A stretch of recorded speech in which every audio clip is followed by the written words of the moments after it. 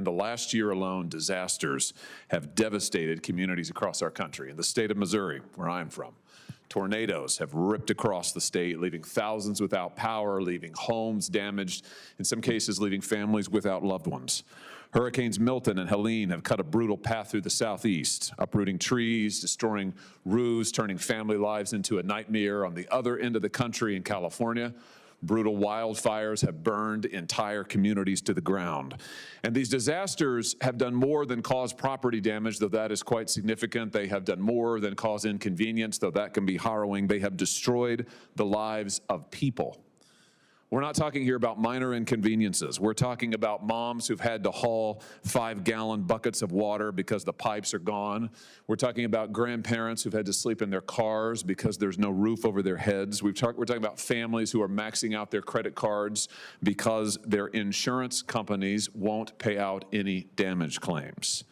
And that's what brings us to today's hearing. Where do Americans turn after catastrophes like the ones we've experienced just in the last calendar year? The answer is they turn to their insurance companies. And they don't turn to their insurance companies for a handout. This isn't charity that we're talking about.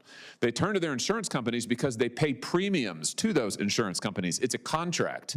And by the way, it's required in law. Americans are required to purchase. Property owners are required to purchase insurance. And so they do so dutifully in every state in the union, and they pay their premiums dutifully in every state in the union. And unfortunately, time after time, they find when disaster strikes in their moment of utmost need, the insurance companies come back to them and they delay and they deny and they offer excuses and they send out 2 adjusters and 3 adjusters and 15 adjusters and 25 adjusters, and they constantly change the estimates. And at the end of the day, they just won't pay what is due, what is required, what is just.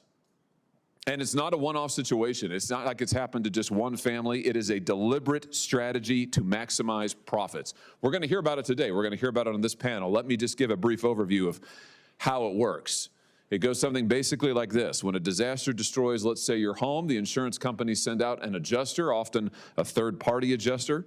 That person writes up a report, often in good faith, doing their best to estimate the damages. And then what happens?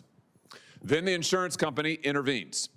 Then the insurance company says, you need to change the facts that you found. You need to change your estimates. You need to change what's in the report, and they adjust arbitrarily the award down, down, down, down. And the policyholder never knows. And the policyholder gets no say in the process.